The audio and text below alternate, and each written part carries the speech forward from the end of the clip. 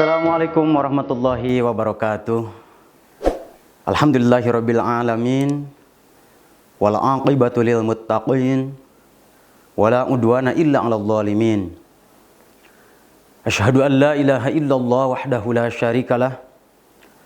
Wa asyhadu anna Muhammadan abduhu wa rasuluhu la nabiyya ba'dah. Allahumma salli wa sallim wa barik ala sayyidina Muhammadin wa ala alihi wa sahbihi ajma'in. Amma ba'du. Qala Allah Ta'ala fi kitabil karim.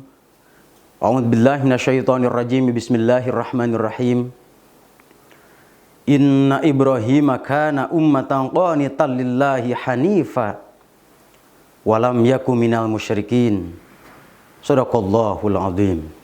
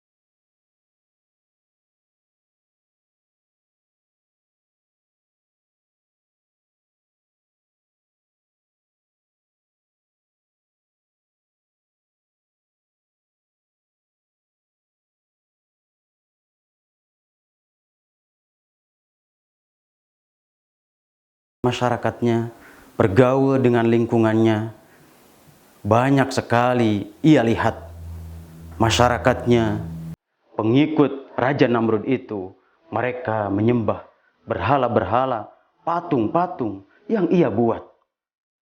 Kemudian ia berbisik dalam hatinya, kenapa mereka sampai-sampai menyembah benda mati, benda yang tidak bisa berbicara, tidak bisa melihat, bahkan sedikit pun tidak mampu menolong mereka. Akan tetapi, begitu bejatnya moral mereka, begitu hinanya mereka, sampai-sampai akal sehatnya tumpul. Nabi Ibrahim terus melihat keadaan kaumnya, masyarakatnya. Sehingga ketika Nabi Ibrahim melihat unta, melihat kambing, dan domba-domba yang sedang berjalan, dalam hatinya pun terbersit. Siapakah yang menciptakan semua ini? Apakah ada yang menciptakan semua ini? Dan siapakah yang layak untuk disembah?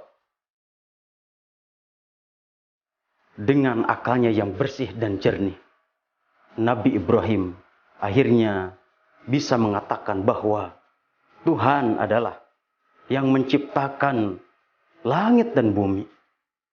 Tuhan adalah yang menciptakan hewan, tumbuhan, manusia, serta semua isinya.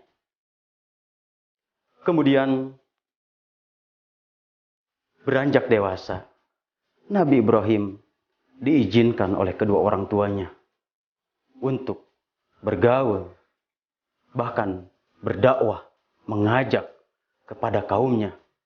Dan yang paling pertama diajak oleh Nabi Ibrahim alaihissalam adalah ayahnya sendiri, ayah kandungnya sendiri, yakni Hajar. Ternyata Nabi Ibrahim alaihissalam melihat ayahnya pun sama dengan masyarakat lingkungannya, dengan kaum yang lainnya. Ayahnya pun ternyata salah satu orang yang menyembah patung-patung dan berhala itu. Bahkan lebih parah lagi, ayahnya termasuk orang yang senantiasa membuat patung-patung itu. Kata Nabi Ibrahim, wahai ayahku, ya abati, lima ta'budu ma la yasma'u. Kenapa engkau menyembah sesuatu yang tak bisa mendengar? Wala yubsiru, dan tidak bisa melihat. Wala yugni angka syai'a, dan sedikit pun tidak bisa memberikan pertolongan. Kemudian Nabi Ibrahim melanjutkan, wahai ayahku, inni qarja'akum, sungguhnya telah datang kepadaku sebahagiaan ilmu pengetahuan, di mana ini tidak akan datang kepadamu. Fattabi'ni, maka ikutilah aku. Dengarkan nasihat-nasihatku. Ahdika sirotong sawiyya, niscaya akan aku tunjukkan jalan yang lurus, jalan yang benar, jalan yang diridhoi oleh Allah Subhanahu wa ta'ala. Mendengar ajakan dan nasihatnya, bukanlah ayahnya itu mengikuti, akan tetapi berbalik arah. Sebaliknya, ia menentang, bahkan marah mendengar nasihat-nasihat yang disampaikan oleh anaknya itu. Bahkan sampai-sampai ayahnya mengancam, kau akan aku lempar dengan batu-batu sehingga kamu akan mati. Wahjurni maliya. Kemudian ayahnya pun, Hajar itu, mengusirnya. Pergilah kamu ke tempat yang sangat jauh. Apa reaksi Nabi Ibrahim ketika ayahnya berbicara seperti itu? Begitu tenangnya Nabi Ibrahim. Bahkan akhlak dan etikanya tetap ia jaga. Karena Hajar itu adalah orang tuanya, ayah kandungnya sendiri. Tidak marah sedikit pun. Justru Nabi Ibrahim memperlihatkan dengan akhlak yang lemah lembut, berbicara dengan sopan santun. Nabi Ibrahim berdoa kepada Allah Subhanahu wa ta'ala, semoga Allah melimpahkan keselamatan kepadamu. Qala salamun alaika, kata Nabi Ibrahim. La astaghfiru laka rabbi, Aku akan memohonkan ampun untukmu kepada Tuhanku. Innahu kana bi hafiya. Karena sesungguhnya dia sangat baik kepadaku. Ada pembelajaran, hikmah yang akan kita raih, yang akan kita peroleh, yang dipertontonkan, yang diperlihatkan oleh Nabi Ibrahim alaihissalam kepada ayahnya. Meskipun ayahnya tidak sejalan dengannya, tidak seakidah dengannya. Akan tetapi karena kesolehan, karena ketaatan seorang anak kepada orang tua, tetap ia tidak bisa menghilangkan. Ia justru mendoakan dengan doa yang sangat baik sekali. Doa yang sangat indah. Semoga Allah melimpahkan keselamatan. Dan juga aku akan memohon ampun, kata Nabi Ibrahim, kepada Tuhanku, yakni Allah subhanahu wa ta'ala. Begitu hebat keimanan yang dimiliki oleh Nabi Ibrahim alaihissalam. Ketika itu, ia ingin semakin mempertajam keimanannya. Sehingga ia memohon kepada Allah subhanahu wa ta'ala, Rabb pencipta alam semesta ini. Ya Tuhanku, kabarkanlah, perlihatkanlah kekuasaanmu kepadaku. Karena engkau maha kuasa. Engkau maha membangkitkan yang telah mati. Dan engkau berkuasa atas segala sesuatu. Berkuasa atas semuanya. Ketika itu Allah memerintahkan kepada Nabi Ibrahim alaihissalam untuk mengambil 4 ekor burung. Kemudian Allah memerintahkannya, potonglah ke-4 burung tersebut. Kemudian pisahkanlah, cerai-beraikanlah ke-4 ekor burung tersebut. Simpanlah di atas bukit sehingga kesemuanya itu sangat berjauhan. Setelah itu, Allah memerintahkan kepada Nabi Ibrahim alaihissalam, tengoklah, lihatlah burung-burung yang telah engkau cincang, yang telah engkau potong-potong, yang telah engkau cerai-beraikan, yang telah engkau simpan di tempat tadi. Seketika, Nabi Ibrahim melaksanakan apa yang diperintahkan oleh Allah subhanahu wa ta'ala, dan ternyata berkat kuasa Allah subhanahu wa ta'ala, potongan burung tersebut tiba-tiba bangkit, terbang menghampiri Nabi Ibrahim alaihissalam. Begitu yakinlah dia dengan maha kuasanya Allah subhanahu wa ta'ala. Saudaraku, perjalanan Nabi Ibrahim tentunya dakwahnya sangat berat. Ketika itu ia berhadapan dengan seorang raja yang sangat bengis, yakni Raja Namrud. Di Babilonia ini ada sebuah upacara, adat kebiasaan ketika berhari raya. Mereka semuanya berburu ke hutan. Seketika itu, Nabi Ibrahim memiliki kesempatan, celah untuk menghancurkan berhala-berhala yang senantiasa mereka sembah. Tak lama berpikir, Nabi Ibrahim masuk ke dalam ruangan tempat mereka menyembah berhala-berhala tersebut. Nabi Ibrahim membawa kapak yang sangat besar. Kemudian dihancurkanlah berhala-berhala tersebut, kecuali berhala yang paling besar. Kemudian menaruhnya kapak tersebut pada berhala yang sangat besar itu. Tak lama kemudian, usailah hari raya, kebiasaan, adat yang senantiasa dilakukan oleh Raja Namrud dan pengikutnya ketika itu. Ia ingin berpesta pora, meluapkan kebahagiaannya sambil menyembah berhala-berhalanya. Akan tetapi begitu kagetnya Namrud ketika melihat ternyata berhala-berhala tersebut banyak yang sudah luluh lantah, banyak yang sudah hancur. Kemudian ia geram dan murka sekali. Siapakah yang telah menghancurkan berhala-berhala ini? Kemudian ada salah seorang di antara pengikutnya berkata, hanya Ibrahimlah yang tidak mengikuti pesta pora kita ketika kita berburu ke hutan. Seketika itu, Raja Namrud menyuruh kepada pengikutnya, panggillah dia, giring dia ke hadapanku. Tak lama kemudian digiringlah Nabi Ibrahim ke hadapan Raja Namrud. Bahkan disaksikan oleh semua pengikutnya. Ketika itu Nabi Ibrahim ditanya, "Hai Ibrahim, engkau yang telah melakukan semua ini. Engkau yang telah menghancurkan berhala-berhala ini." Dengan tenang Nabi Ibrahim menjawab, "Tanyakan saja kepada berhala yang paling besar itu. Karena kapaknya ada dalam lehernya." Kemudian Raja Namrud mengelak. "Kamu tidak waras.